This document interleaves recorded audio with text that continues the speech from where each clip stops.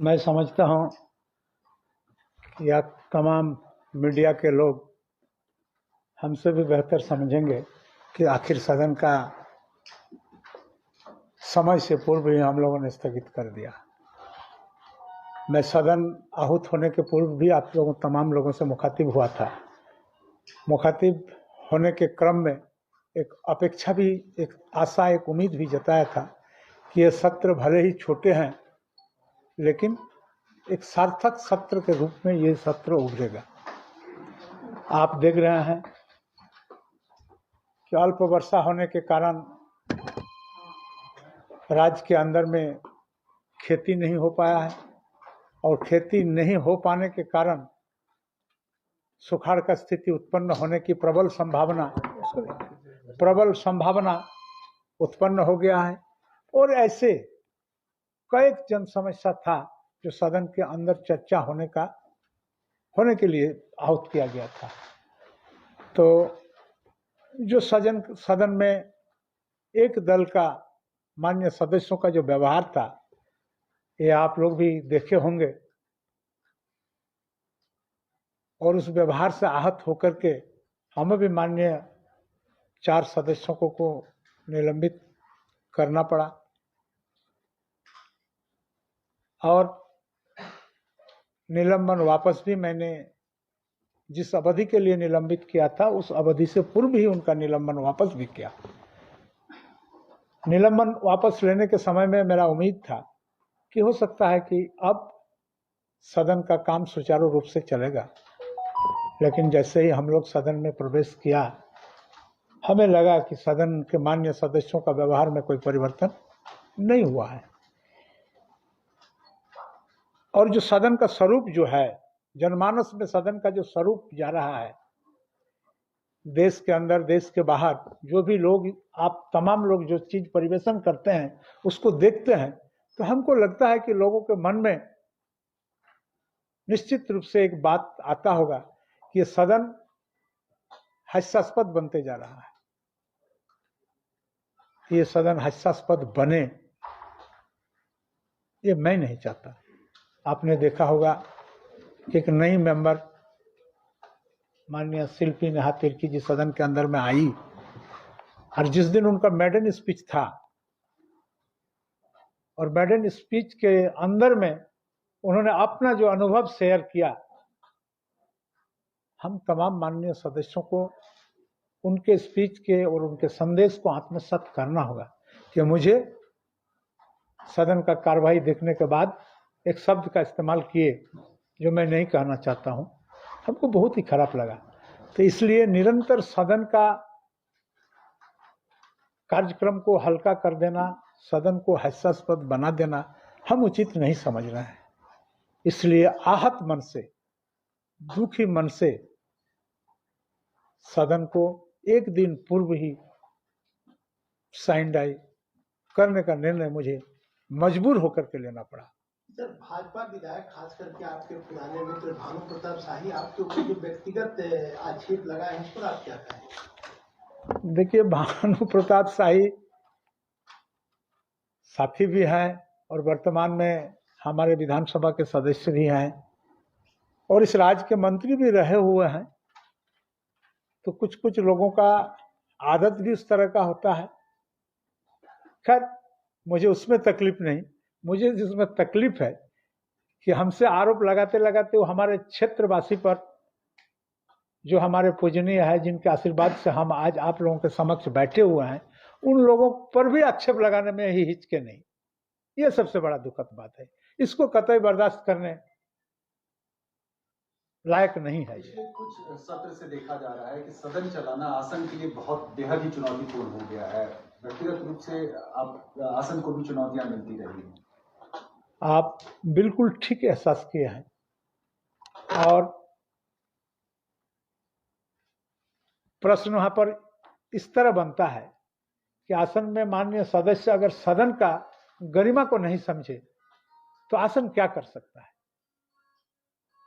आसन हद से भी नीचे झुक करके भी प्रयास किया सदन को संचालन करने के लिए ताकि जनहित का काम हो, लेकिन उस पर भी लोग तैयार नहीं हुए।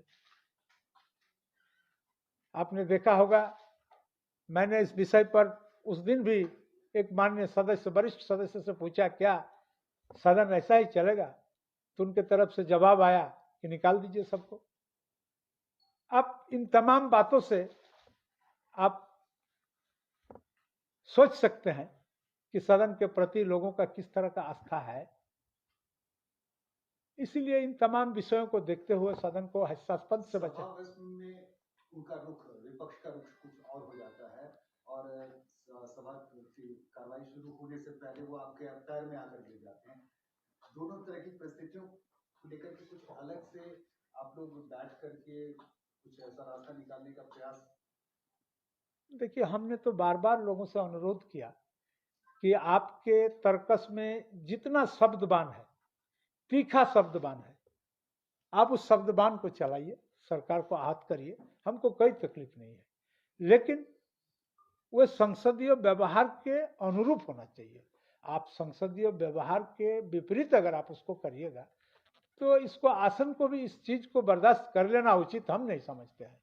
इसमें आसन, आने वाला समय में आसन का गरिमा घटेगा। सर, ये आज अब सभा को मैंने ये फैसला लिया, ये फैसला पूर्व किसी विधानसभा अध्यक्ष ने भी लिया, तो ये पहली बार झारखंड गठन के बाद हुआ है। पूर्व में भी लिया होगा, पूर्व में भी लिया होगा, उसके पीछे कुछ कुछ अलग अलग कारण होगा, कई बार इस तरह हुआ होगा, अलग विषय है। लेकिन मुझे तो दुख के साथ ये छोटे से सेशन में आपको माननीय सदस्यों का, बहुत सारे सदस्य ऐसे हैं कि जिनका सवाल का उत्तर उनको नहीं मिला या उस पर डिस्कशन नहीं हो सका, इसलिए हमको दुख है उसमें। परंपरा रही है, संसदीय परंपरा रही है कि जो पहली बार जीत के आते हैं या जीत के आती हैं, उनका जब पहला संबोधन होता है तो पिन ड्रॉप साइलेंस होता है सदन में। हम लोग भी 25-26 साल से ऊपर से असेंबली कवर कर रहे हैं, तो हम लोग भी देखते थे। लेकिन इस बार शिल्पा तिर्की के संबोधन के समय जिस तरह का आचरण हुआ और आपके बार बार कहने के बावजूद भी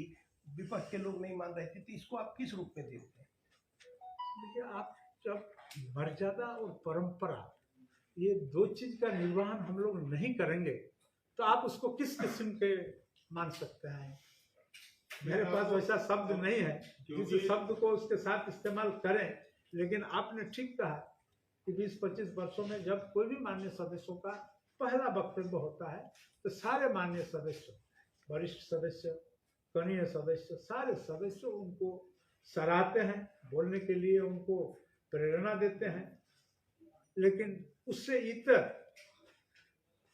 शिल्पी नेहा तिर्की के समय में भी लोग मेरे आग्रह करने के बावजूद भी चुप नहीं बैठे। हर हाल में सदन को ही नीचा दिखाने का इस बार जो खास करके जो परंपरा शुरुआत करने का प्रयास खास किया, करके जो उनको बेटी मानते थे वो लोग भी हंगामा कर रहे हैं। जी बिल्कुल बिल्कुल, मैंने तो उस बात को भी बोला कि आपका दोस्त का बेटी है, फिर भी लोगों ने नहीं माना था सर। लेकिन कार्य मंत्रणा समिति में जो बातें होती है, यानी कहा जाए कि विपक्ष कार्य मंत्रणा समिति में जो सहमति बनती है उसको भी नहीं मान रहे हैं लोग। आप तो देखें कि कार्य मंत्रणा के समिति का बैठक भी हम लोगों ने बुलाया। कार्य मंत्रणा समिति के बैठक में भारतीय जनता पार्टी के लोग उपस्थित नहीं हुए और बाकी सारे लोग हुए थे। सारे पार्टी के सदन के अंदर में जितना पार्टी जो है अब जिस तरह का हुआ, सारे पार्टी के लोग हुए और कार्य मंत्रणा में हम लोगों का कार्य सूची बनता है उस पर आलोचना हुआ। आलोचना होने के उपरांत उस मुद्दा को चर्चा के लिए लाया गया।